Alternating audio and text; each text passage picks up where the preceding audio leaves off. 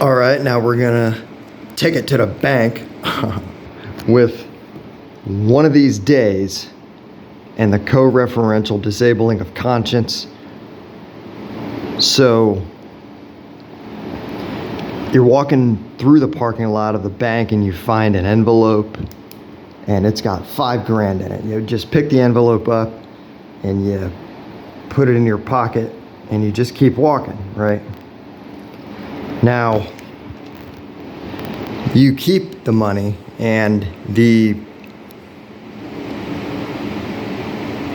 bank was supposed to have deposited the money. Somebody who works at the bank was bringing the money in and they dropped one, right? So maybe they had a lot of these, or maybe it was like a zipper bag or something like that. And so you keep it, and then they look at the surveillance tapes in the parking lot and they identify, because this guy is obviously a character in a movie or something, so they identify the character and they arrest this individual. They hunt him down, okay? And they arrest him and they charge him with larceny of some kind, right? Okay, so because the employee was fucking mentally lazy and was not mindful, the individual who was just a bystander basically coming through the parking lot as a civilian, right? Just cutting through the parking lot even. Okay, I don't have to have business at the banks and cut through the parking lot at the bank, all right? And so the technology is essentially fostering this wrong mindfulness. Okay. So this is where, when an individual who is imbibed or indoctrinated, programmed, put under a spell essentially, they tell you your name, and you write your name on everything. All right, from the time you're in frickin' grade school, right, in kindergarten, in elementary school, your name is on everything. Your name. And that is connected to any sense of guilt that they can instill within you for carrying out certain behaviors which they wouldn't like, okay? They want a guy who, with a guilty conscience, to bring the envelope into the bank, and they want him to reason according to the results of the system that is in place. Now, he doesn't have to do that. He is actually free. So when he picks up the envelope or the zipper bag, whatever it is, and he begins to think, as he probably inevitably will, he can use abstract perception. Okay, so we're going to write that. It's not really abstract, but the reasoning is abstract. All right, so kind of abstract perception. Okay, what is going on immediately around him is what's going to determine his behavior. Okay, now you can see when he doesn't retreat into his mind and he goes out into the world and he looks around, he can see information, he can derive, he can create information that will induct him into the next moment, and that's his behavior. Okay, that's his behavior. The question of, well, what is he to do with this envelope in his hand? That's the most immediate, that's really at the most direct level, that's what's going on, all right? Connecting it with, well, what if the money belonged to a freaking drug dealer and the drug dealer was depositing it and he dropped an envelope or something like that? You have no idea, okay?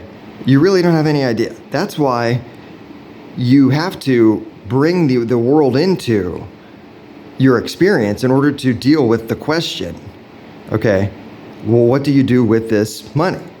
So you see, it can work in both ways. Beginning this This example was actually derived. I actually saw this on some sort of probably one of those trash apps or something like that you get news clips from and stuff like that.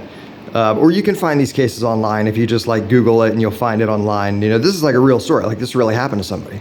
Some guy was walking through the parking lot at the bank and there was a zipper bag and it had like $5,000 in it.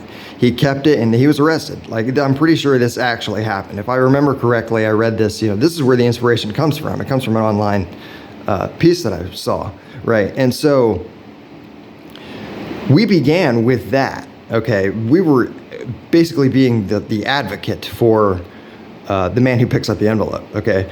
But the thing is, you don't actually have to begin it assuming that it's wrong to take the envelope. What if the money belonged to a freaking drug dealer?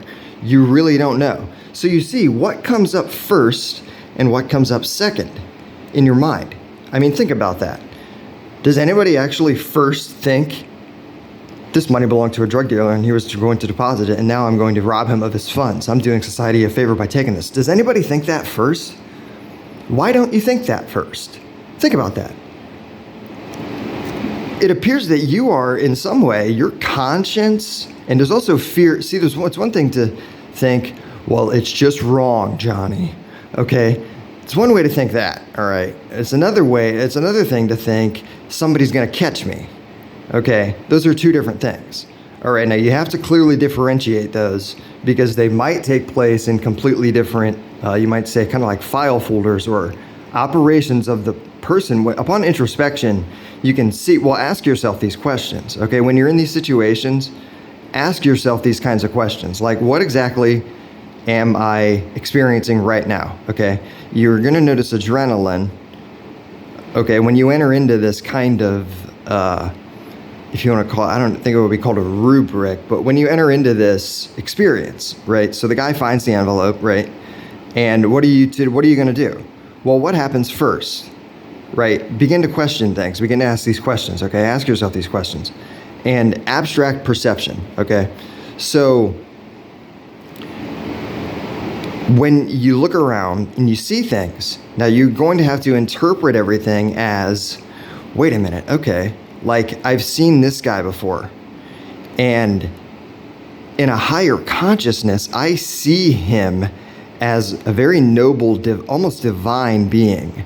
I can see the angelic parts of a person when I'm around them enough and I observe them enough. I can see who they really ideally are, or at least I can see ideal behaviors from them, regardless of whatever chaos they have going on in their lives, or generally like when they are around a lot and they're screwball assing around all the time or whatever. I can see things about people that are more noble and things like that. So suppose you see somebody like that, or suppose you see just a stranger in the street, okay? And you have this kind of abstract, okay? Because if you're not in a higher consciousness at the time you're in a higher consciousness, suppose you're in meditation, or suppose it even comes from a jhana state or something like that. When you realize these things, when you're in these higher states, but then when you're in more mundane experience, you can reason your way back to the higher state version of what this was without directly perceiving it with an attenuating set of features, like, well, it was all radiating white. Like it doesn't, the environment, the atmosphere, you do not need to be seeing white in order to experience everything that I'm telling you here. Do you see? But you can see meaning and detect meaning in how you perceive the agents around you, as well as how you merely just get distracted by things. You don't need to necessarily abstract out of the environment something about a person in a body. But suppose you just look around and you see trees and you see squirrels and you see clouds and you just get very absorbed in all of it to a level that is deeper or higher that must be accomplished in order to forget what just happened. Do you see? And so, generally speaking, we might be able to say, go certain directions in the philosophy with that.